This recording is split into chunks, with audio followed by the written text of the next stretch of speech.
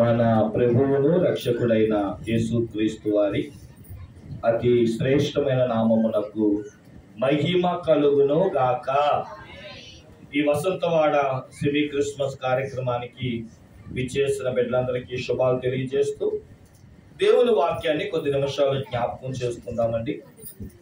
మత్తయి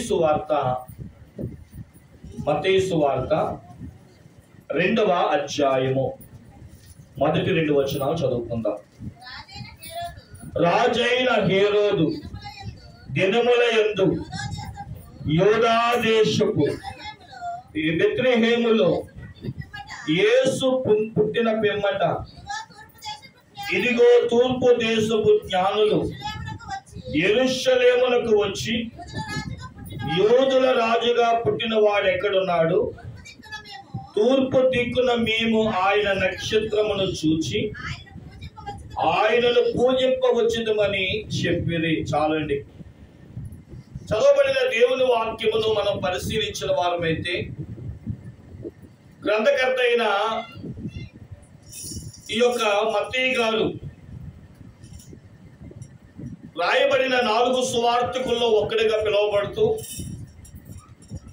జ్ఞానులు ఆరాధించిన ఆ ఆరాధనలను, ఆ ఆరాధనకి వారు పడిన ప్రయాసలు, ఈ ఆరాధనకు యోగ్యుడైన ప్రభువుని వారు కనుగొనిన అన్వేషణను మనకి తెలియజేస్తున్నారు.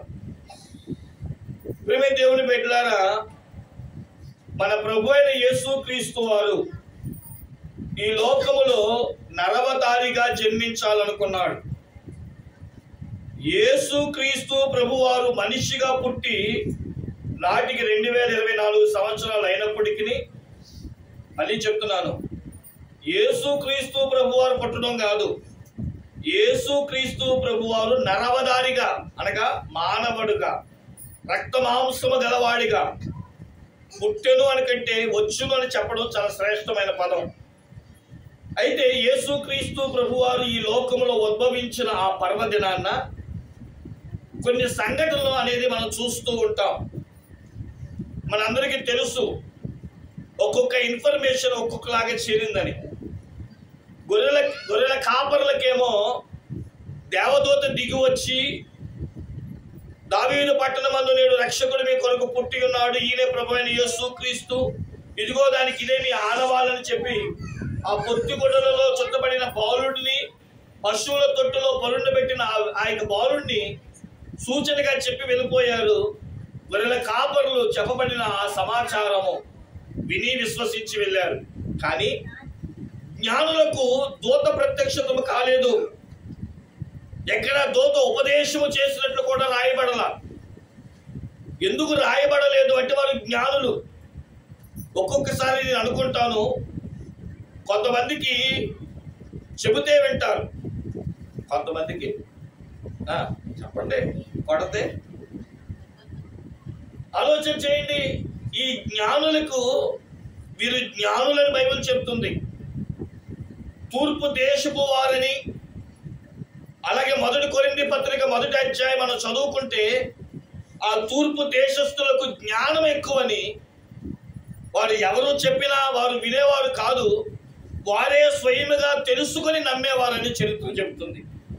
అందుకనేమో తూర్పు దేశమున యేసుక్రీస్తు ప్రభువారు పుట్టినప్పుడు, ఉద్భవించినప్పుడు ఆ తూర్పు దేశంలో ఒక నక్షత్రం అనేది ఉదయించిందని, ఆ ఉదయించిన నక్షత్రాన్ని తెలిసిన ఆ ఖగోళ శాస్త్రవేత్తలైన ఆ జ్ఞానులు ఆ చుక్క ఎందుకు పుట్టిందో, ఆ చుక్క పుట్టడానికి కలిగిన ఆ అంతర్గత ఏమిటో ఎరిగి పరిశోధించి ఆనాడు మీకా భక్తుడు రాయించిన 5వ అధ్యాయం 2వ వచనము వారు కనుగొన్నారు. ఏం రాయబడింది చూడండి. మీకా గ్రంథము 5వ అధ్యాయం 2వ వచనం.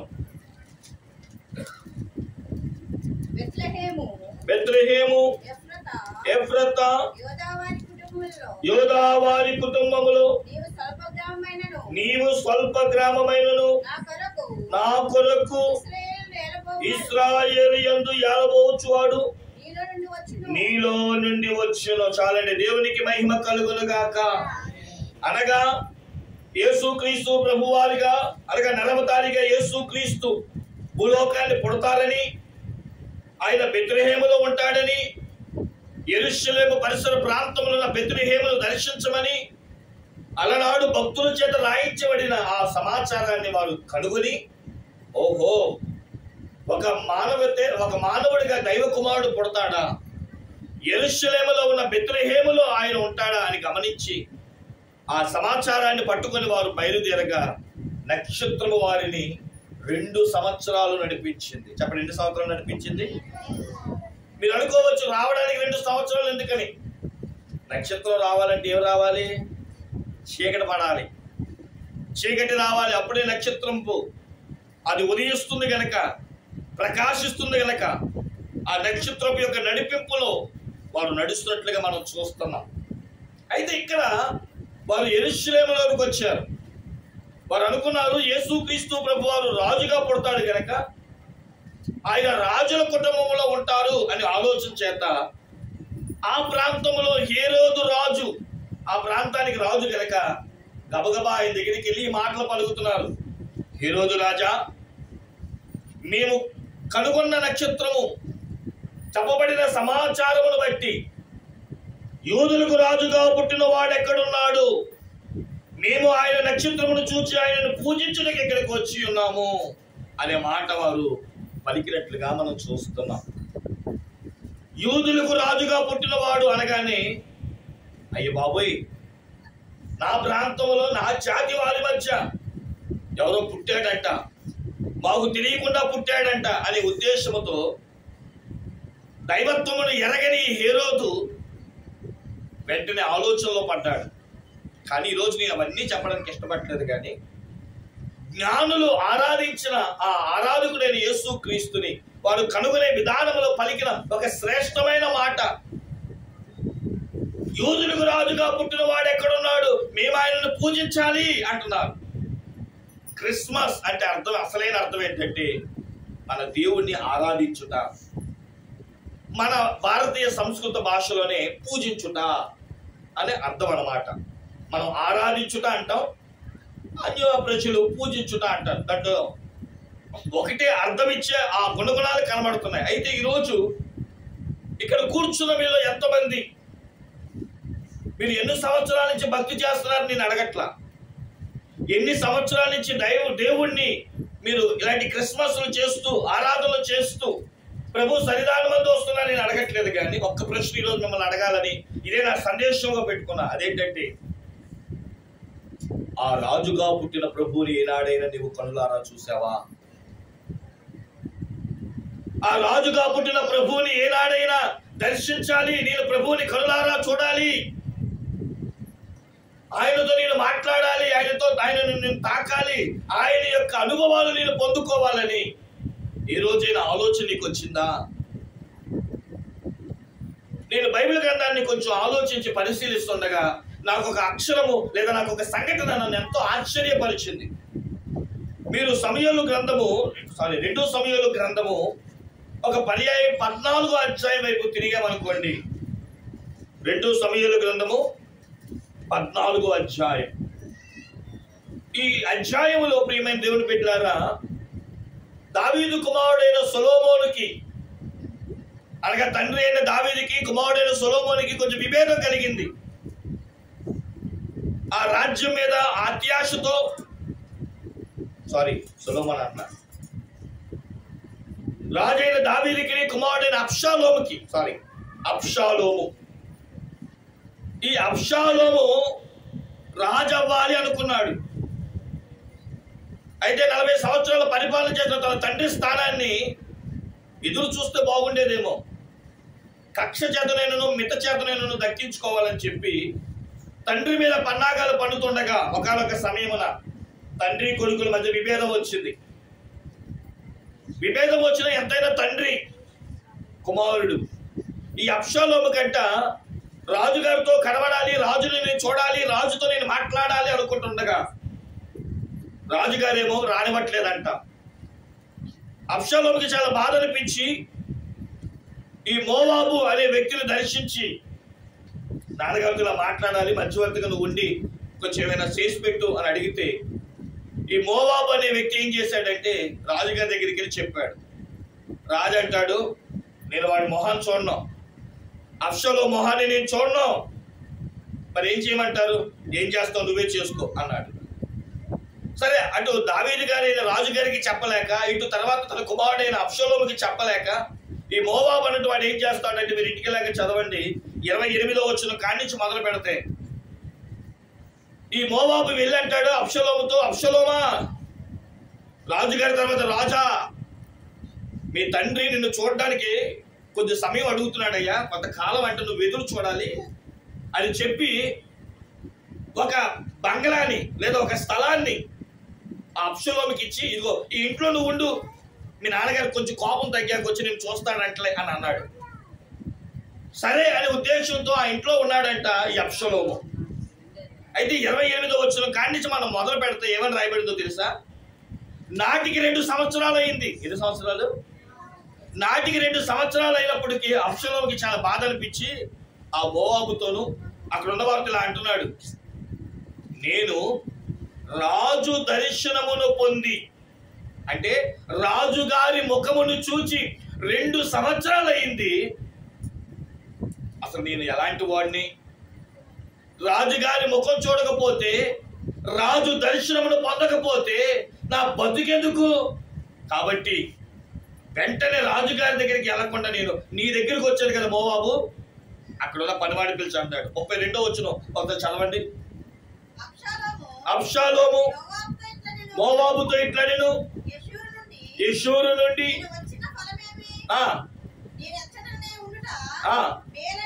అక్కడే ఉంటే పర్లేదు కదా, ఇక్కడికి వచ్చి ఏమి లాభం? చదవండి. మేలని నీ ద్వారా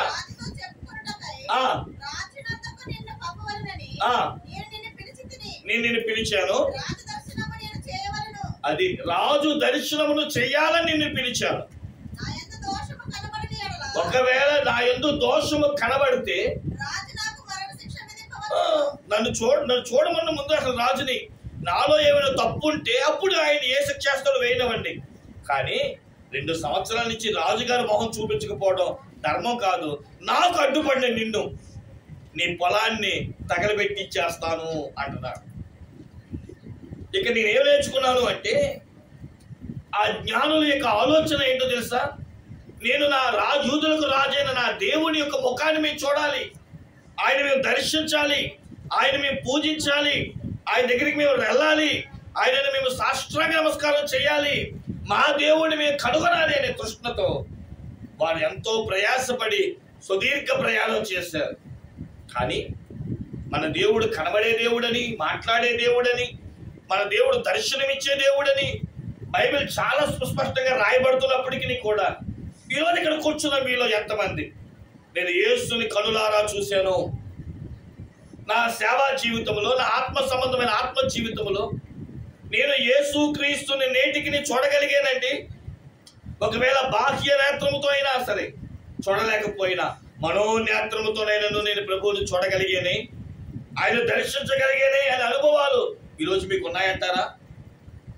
బైబిల్ చాలా స్పష్టంగా చెప్తుంది. 1 సమూయేలు గ్రంథం 3వ అధ్యాయం 21వ వచనం చదవండి. సమూయేలును గురించి దేవుని వాక్యం ఇలా తెలియజేస్తుంది. మరియు షిలోహులో యెహోవా మరలా దర్శనమిచ్చుచుండెను.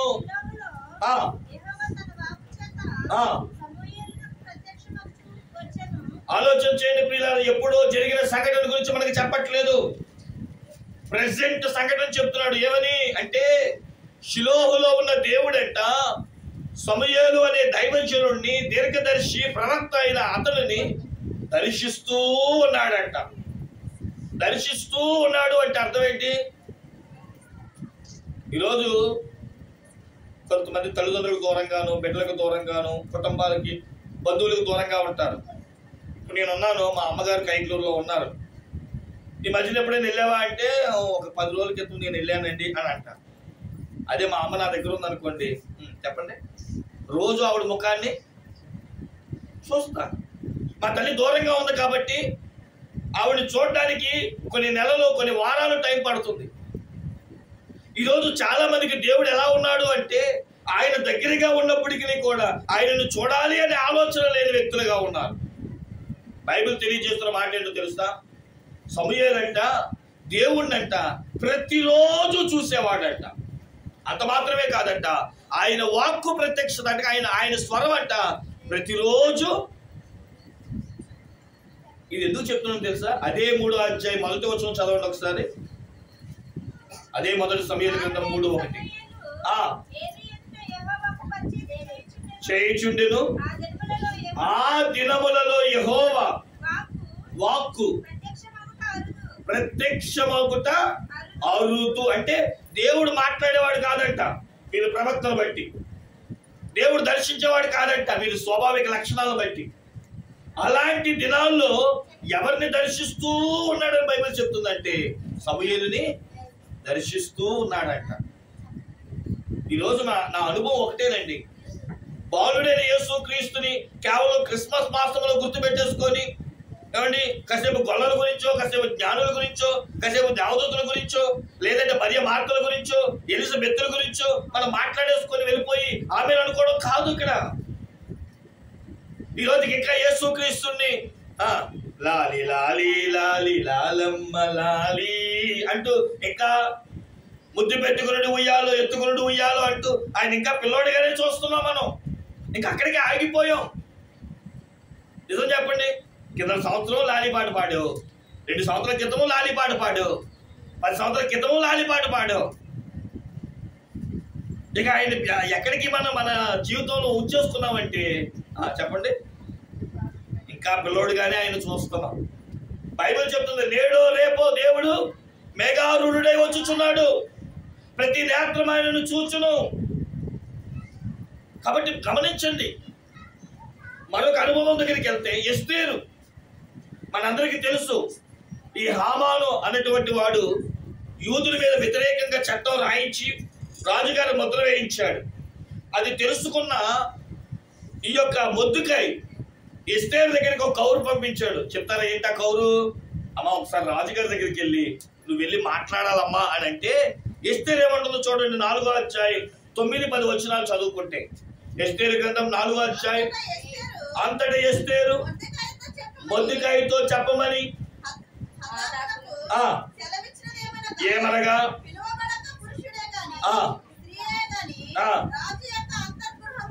ఓకే,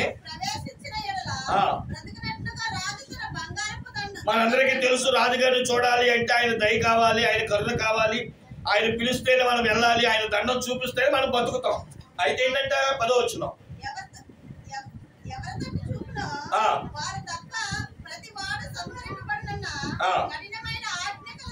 ఓకే,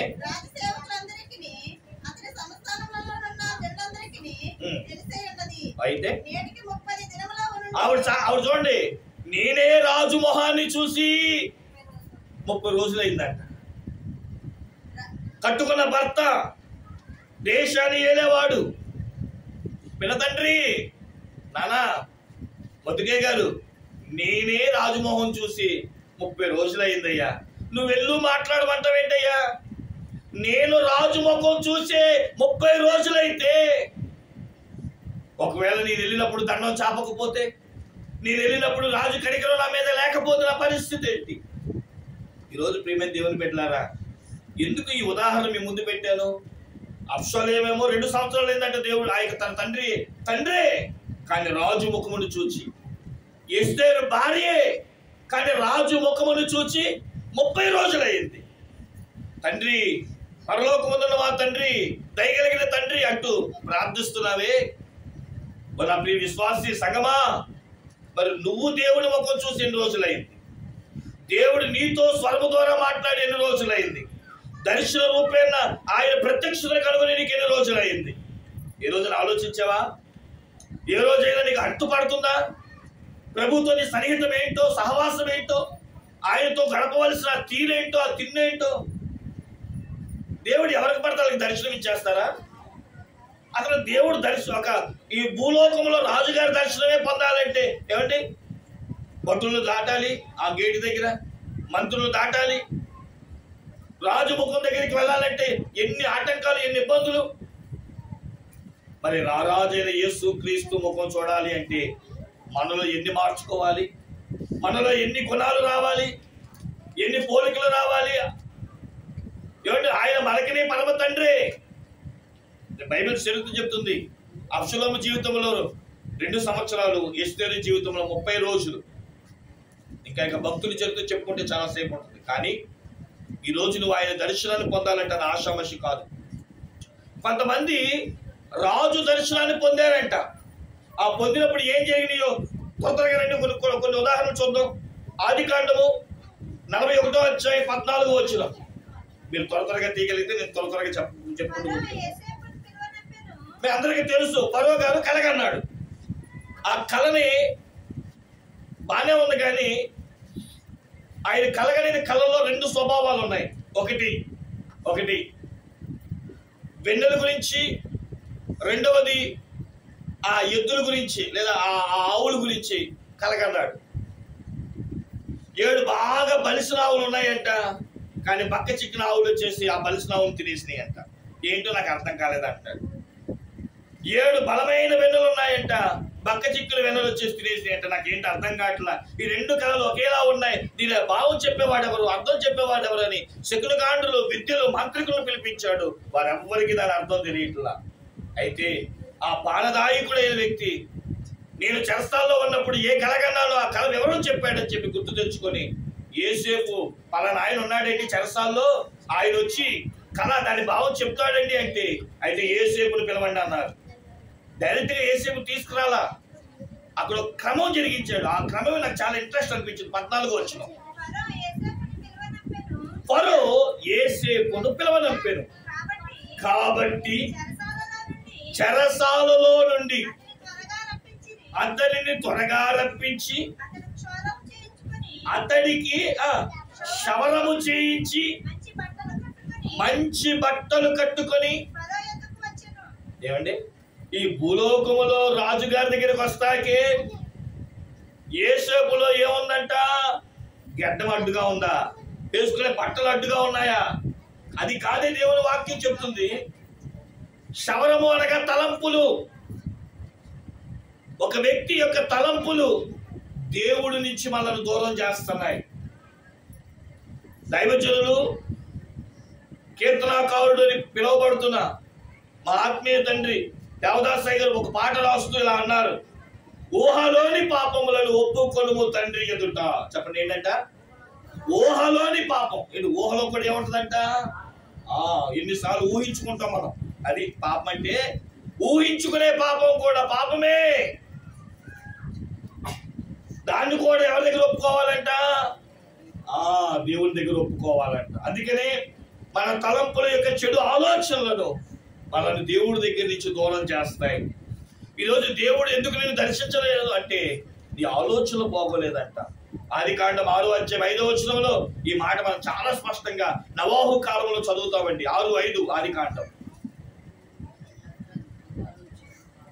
మనుషుల యొక్క చెడుతనము భూమి మీద గొప్పదనియు వారి హృదయము యొక్క తలంపులు ఊహాంతయు ఎల్లప్పుడు కేవలము చెడ్డదనియు మన దేవుడు చూశాడంట. చూడండి, ఆ రోజు నోవహు కాలంలో దేవుడు చూసినప్పుడు మనిషి ఆలోచనలు, మనిషి యొక్క చెడు తలంపులు పాపంగా ఉన్నాయి కనుక దేవుడు అతనితో మాట్లాడడానికి ఇష్టపడలా.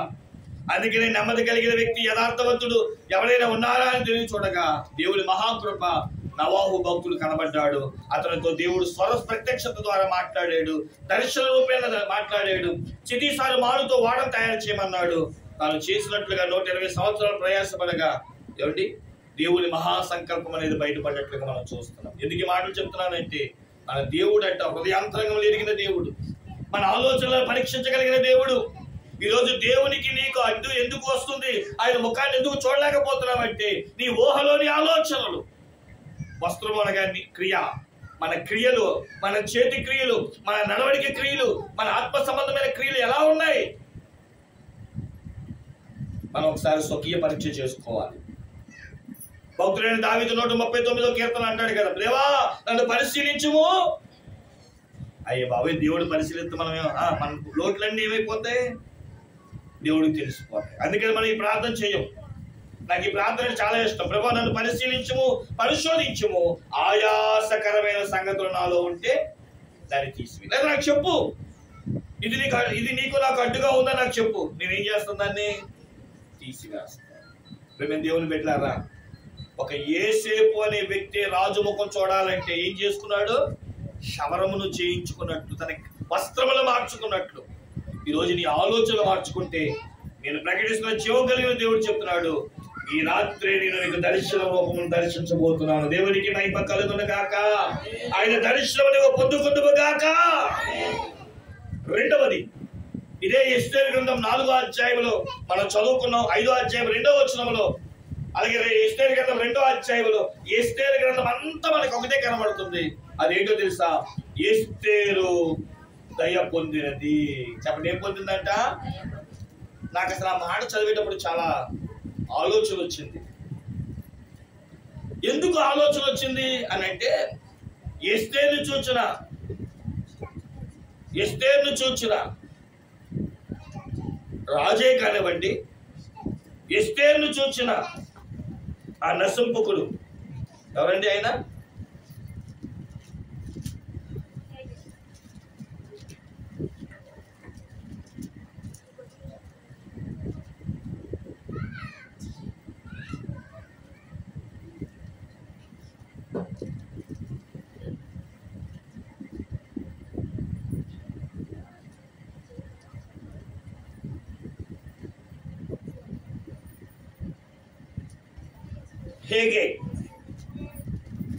హేగేరే కానివ్వండి, రాజే కానివ్వండి, సకల సుషాను కోటలో ఉన్నవారే కానివ్వండి, బైబిల్ ఏం చెప్తుందో తెలుసా?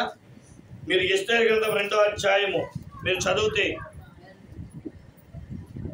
మీకు బైబిల్ చాలా స్పష్టంగా చెప్తున్న మాట ఏంటంటే, మీరు 14, 15, 16 వచనాలు, అలాగే 4వ అధ్యాయము, 5వ అధ్యాయం 2వ వచనం, ఇవన్నీ ఏం చెప్తాయంటే, ఎస్తేరును చూసిన వాళ్ళందరికీ ఏం కలిగిందంటే, ఎస్తేరు పట్ల దయ కలిగిందంట. అయితే 5వ అధ్యాయం 2వ వచనంలో ఎస్తేరును చూసిన రాజంట వెంటనే ఎస్తేరు తన ముందున్నను గమనించి తాను ఇచ్చిన శాస్త్రం ప్రకారం ఆ దండాన్ని అంట ఆమె వైపు తిప్పాడంట. ఆమె ఆ దండపు యొక్క కొన ముట్టుకొని ఆమె జీవించినట్లుగా మనం చెప్తున్నాం. అంటే ఇక నేను చెప్పొచ్చే మాట ఏంటి అంటే, మీరు దాన్ని తప్పుగా అనుకోకండి. ఏదైనా ఒక స్త్రీని ఒక పురుషుడు చూసినప్పుడు ఎలాంటి చూపుతో చూస్తాడంటే, ఖచ్చితంగా అని చెప్పకపోయినా 50% అయినా సరే, 50% అయినా మోహపు చూపే. కానీ ఎస్తేరు వేసుకున్న డ్రెస్సే కానివ్వండి, ఎస్తేరు వేసుకున్న అలంకరణే కానివ్వండి, ఎస్తేరు మాట్లాడే తీరే కానివ్వండి, ఎస్తేరు ప్రవర్తించిన వాటినే కానివ్వండి, ఎస్తేరు యొక్క జీవితంలోనంట ఆమె నడిచిన నడవడికి ఎలా ఉందంటే, అనేకులకు చెడు ఆలోచన రాలేదంట. దేవునికి స్తోత్రం చెప్పండి. అంటే మన డ్రెస్ సెన్స్, మన మాట్లాడే సెన్స్ అన్నీ కూడా ఎదుటివాడికి ఎఫెక్ట్గా ఉండకూడదండి. మనం వేసుకునే డ్రెస్ ఎదుటివాడికి ఎఫెక్ట్గా ఉండకూడదు. ఎదుటోడు చూడగానే చేతులెత్తి దండం పెట్టేవారుగానే ఉండాలి తప్ప ఏమండి వేరొక ఆలోచన అనేది వారికి రాకూడదు. దేవునికి స్తోత్రం చెప్తాం. మొదటి అనుభవం, రాజును చూడాలి అంటే నీ చెడు ఆలోచనలు తీసుకో. దేవుడు రాజు దర్శనాన్ని యేసేపుకి ఇచ్చినట్లు దేవుడు నీకు ఇస్తాడు. రెండవది, ఎస్తేరుకు రాజైన అహష్వేరోషు దర్శనం ఇచ్చినట్లు.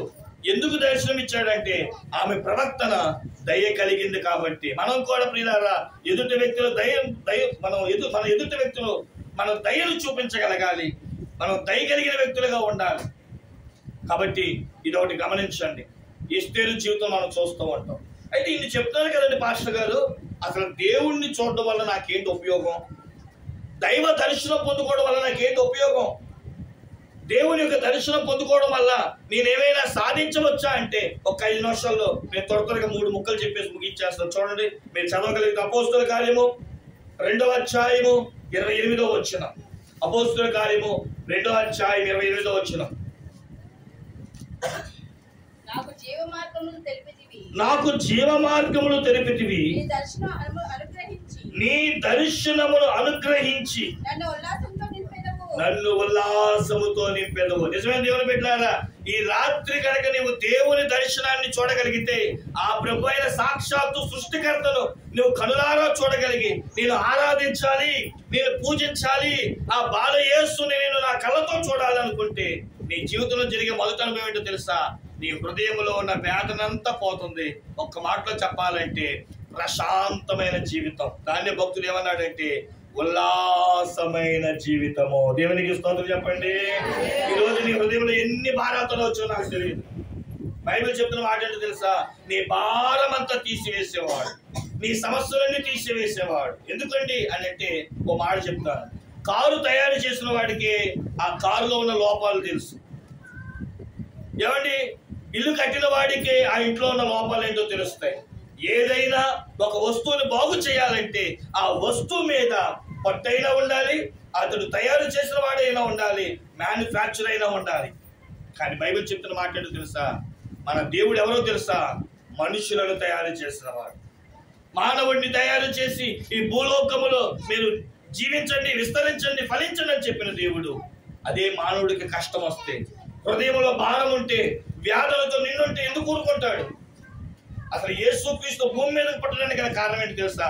పాప పరిహారం, రక్త ప్రోక్షణం అవశ్యం, పరమాత్మైన పుణ్యదాన బలియాగం. మనుషుల యొక్క పాపముల నుండి మనుషులంట కర్మ పాపము, దోష పాపముతో నింపబడి, అయ్యో నేను పుట్టడమే తప్పేమో, నేను తల్లి గర్భంలో పుట్టడమే పాపంగా పుట్టేనేమో, ఈ జన్మ పాపములను ఎలుబడి చేస్తుందేమో అని ఎవరి మనుషులు కొన్ని పాపాలతో, దోషాలతో, కొన్ని కర్మలతో, హృదయం అంతా వేదనతో, మనశ్శాంతి లేకుండా జీవిస్తామంటే నా దేవుడు చెప్తున్నాడు, ఈయన ఎవరిని దర్శిస్తున్నాడో, ఎవరైనా చూస్తున్నారో ఆ చూసిన వారందరూ కూడా ఏం పొందారని బైబిల్ చెప్తుందంటే సంతోషము, ఉల్లాసమే. దేవునికి మహిమ కలుగును గాక. నేను దాని లోతుకి వెళ్తలేదు. మొదటి మాట, ఈరోజు దేవుడిని మనం చూడగలిగితే, ఆయన కనులారా దర్శించగలిగితే, ఏమండి ఈరోజు ఒక వేడుకలు ఒక పెళ్లి చూస్తేనే నేను మన పలానా వాడు పెళ్లికి వెళ్ళాడండి, భలే జరిగింది.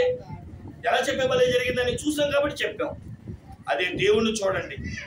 దేవుణ్ణి చూడాలంటే నీ ఆలోచన మారాలి, నీ ప్రవర్తన మారాలి, నీ మాట తీరు మారాలి. నీవే నీ పాపమును విడిచిపెట్టి. ఈరోజు దేవుడు నీ కట్టు బొట్టు మార్చుకోమని చెప్పట్లా, నీ కులాన్ని మతాన్ని మార్చుకోమని చెప్పట్లా. యేసయ్యకి కావాల్సింది ఒకటేనండి. యేసయ్యకి కావాల్సింది ఒకటే, నా కుమారుడా నీ హృదయము నాకిమ్మో. దేవునికి మహిమ కలుగును గాక. ఆయన మనల్ని డబ్బు అడగట్లా, ఆస్తి అడగట్లా, అంతస్తు అడగట్లా, నేనిచ్చిన హృదయం. ఎందుకని హృదయం ఎందుకు అడుగుతున్నావు ప్రభు అంటే, హృదయమే దేవాలయము మనిషికి. దేవునికి స్తోత్రం చెప్పండి. ఏమండి, హృదయమే దేవాలయము. హృదయం అనేది మనిషి జీవితంలో చాలా ప్రాముఖ్యమైనది. ఇది లోతులోకి వెళ్తే మనకి టైం సాగు. రెండవది మనం గమనించిన వారమైతే ప్రియులారా, మొట్టమొదటిగా దేవుడు దర్శనమిస్తే మన హృదయంలో ఉన్న పాపాలు పోతాయి, మనలో ఉల్లాసం వస్తుంది, భారం తగ్గిపోతుంది, మనలో ఉన్న ప్రతి నెమ్మది, మన దేవుడు మనందరికీ నెమ్మదిని, ఉల్లాసాన్ని, సంతోషాన్ని, నోటి నుండి నవ్వును మన దేవుడు మనకు అనుగ్రహిస్తాడని బైబిల్ చెప్తుంది.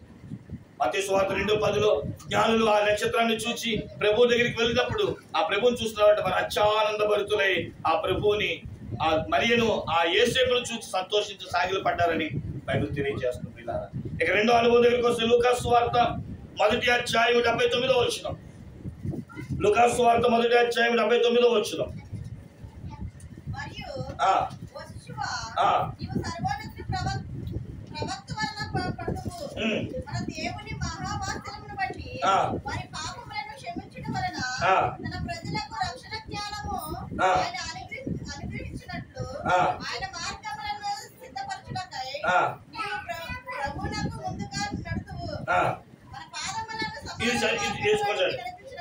సమాధాన మార్గములో మనల్ని నడిపించాలి. దేవునికి స్తోత్రం చెప్పండి.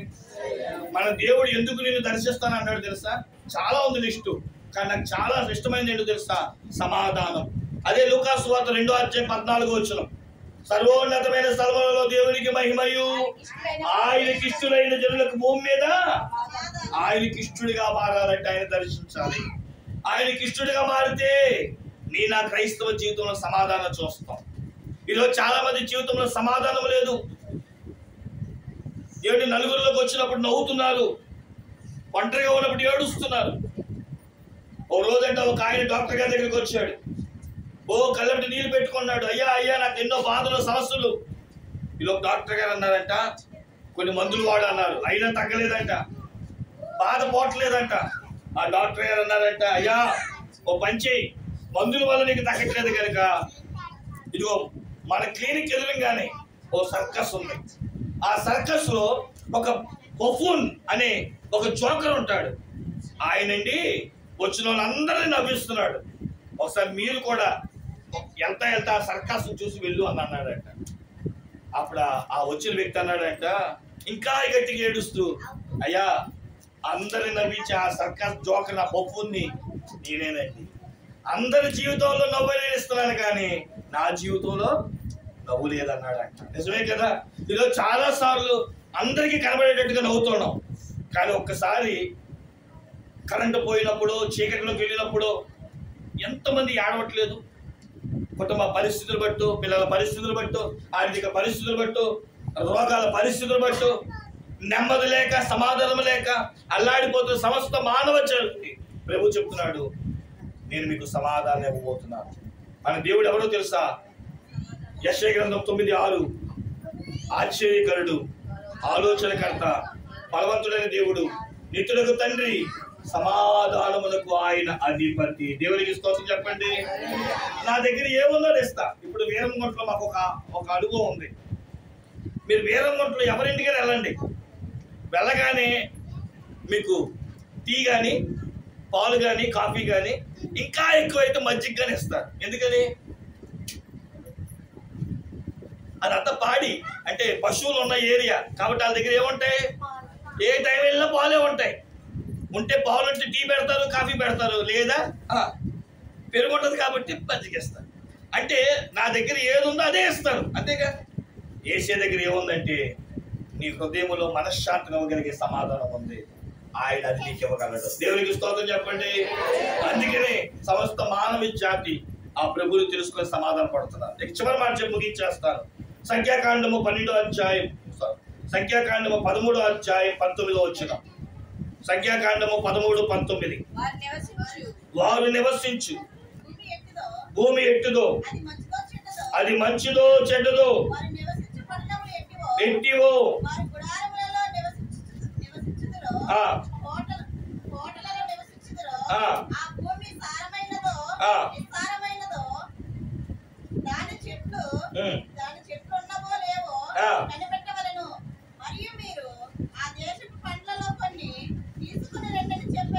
చూడండి, అక్కడ మనకు అర్థమవుతుంది. మీరు అక్కడ మాటలు చదువుకున్న తర్వాత సంఖ్యాకాండం 13వ అధ్యాయంలో ఇశ్రాయేలు పురుషులకి ఒక ఆలోచన వచ్చింది.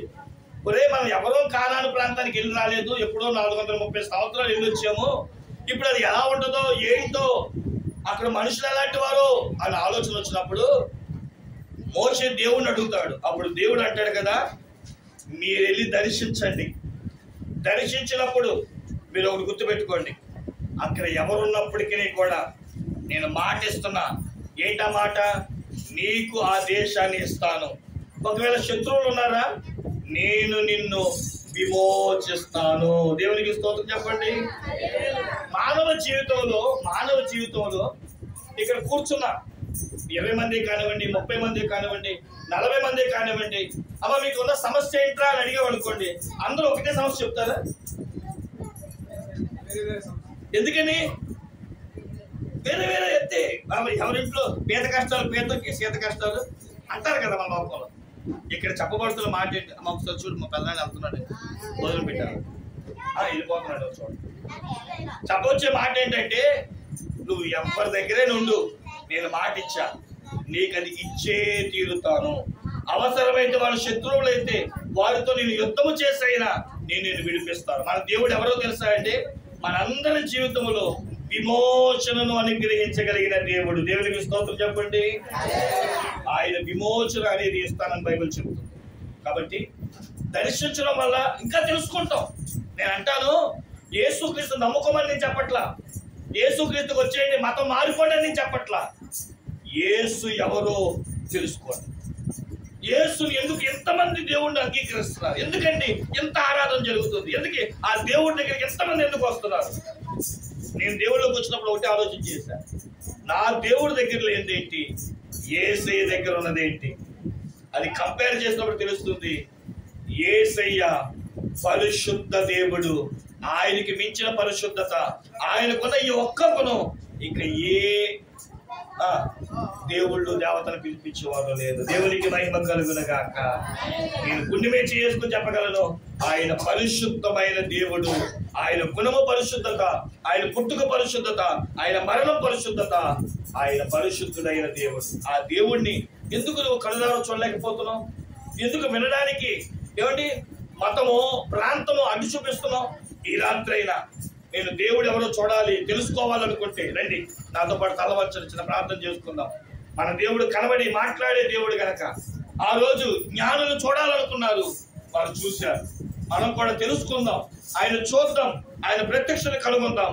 దేవుడి మాటలు దీవించునుగా.